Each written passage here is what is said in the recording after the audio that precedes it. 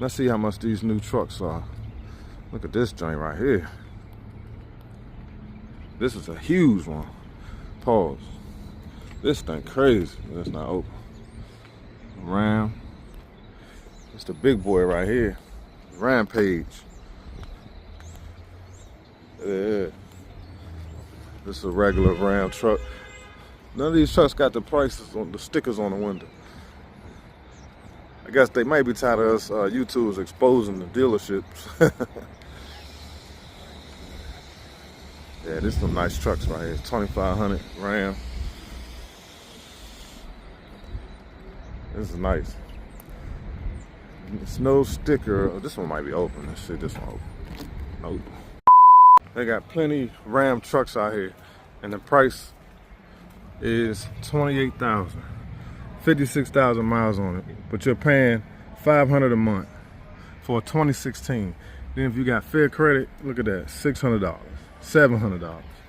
Welcome back to the channel. So a lot of people have been inquiring about buying like a 22 or 23 Ram truck, 1500, 2500. Have y'all read the reviews on them trucks? Quality and the reliability of those like 23s Ram trucks are not good at all. I'm talking about terrible. 22s, 23s, they said that they're all bad. So I wanted to go over some of the known problems that those trucks are having. I'm gonna put this stuff up on the screen so you guys can check it out. I mean, I just feel like for the last couple days or a couple weeks, a lot of people have been talking about, I'm waiting to find some leftover 22s or 23 Rams, and I'm gonna get it for 60% off. But I'm like, do you really want to buy one of these trucks? According to the owner's reports and reviews of 23 Ram trucks, particularly the 1500 models, that's probably the model that most people can afford, faces reliability issues primarily related to the electrical problems. Malfunctioning Uconnect screen, inconsistent electronic features, issues with the infotainment system, often freezes or unresponsive. And that's just electronic stuff. The air suspension, potential leaks or compressor failures in the air suspension system, leading to uneven ride height. Transmission concerns. Some owners report issues with rough shifting, transmission, or unexpected gear changes. Now that's crazy. Window leaks. Now this is crazy right here. Reports of water leaks around the rear window. So this is something that Stellantis is aware of. It's not just something that just came out of nowhere. Apparently this window leak thing has been going on for a while. Interior quality. Now I don't know about that, because looking inside of these newer Ram trucks, it seems like the interior quality is pretty good if you ask me.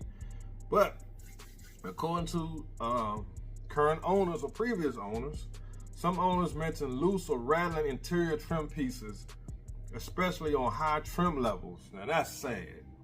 That's truly sad. No trucks are entirely free from problems. I mean, every vehicle, Fords, Chevys, every truck can have a problem. I mean, any car can have a problem for the most part. But for people saying that they're waiting for, these 23s to, get the discount on the 23s. Now, if they discount them enough and the warranty is still valid, and then maybe you can get extended warranty, then it makes sense. But if they're having all these type of issues, if these are known issues, there's no way I will buy one of these trucks.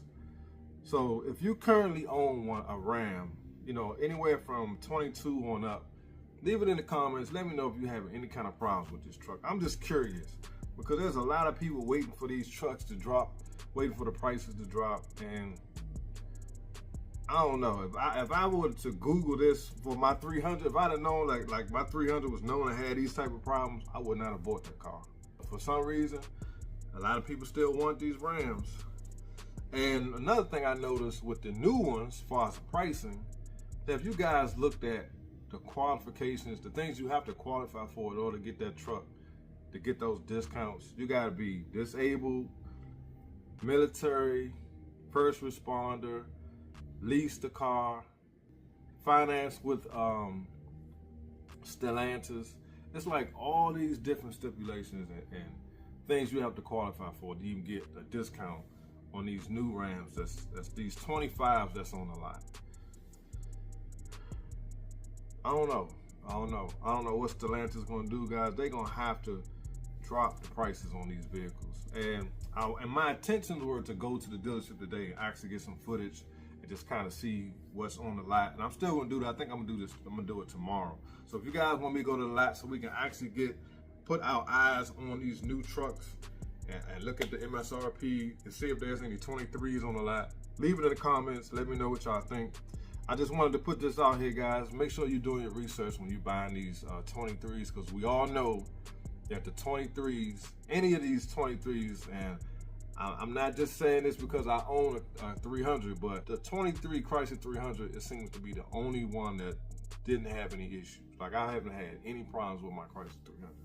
But anything else, as far as the Chargers, the Rams, the Jeeps, all of those different models have had issues. But the 2023 Chrysler 300 model, no problem so far. Nothing like unusual, just normal things people will have problems with, but nothing like just crazy. All right, guys, so I'm gonna end the video with this. Regardless of how much they discount these trucks or Hellcats or Scat Packs, if Stellantis doesn't improve their quality control, stop taking the cheap route with everything, people still aren't gonna buy their products. Even if the price comes down, let's say you can get a brand new Ram 1500 for $35,000.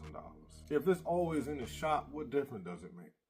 If something's always breaking on it, the transmission is going out, the suspension, it won't matter how much the truck costs.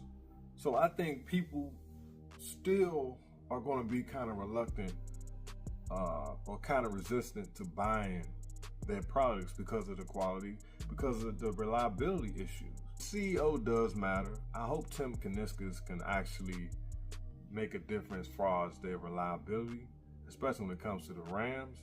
These issues that people are having with these trucks will make me stay far, far away from them. I don't care if the truck was $25,000. If I can't drive it, what difference do it make? And then when you go to take it into service, you get incompetent mechanics working on your vehicle, or you take it into the service department, people standing around looking at you like you're crazy because they have poor customer service. People gonna stay away from your brand. There's a lot of deep issues that need to be resolved before Stellantis, Dodge, however you want to look at it, can be put on the level of Lexus, of all the high-end brands. Leave your comments, guys. Let me know if y'all want me to go to the dealership tomorrow and get some footage and see what's on these lots. Appreciate y'all watching. See y'all on the next one. Peace.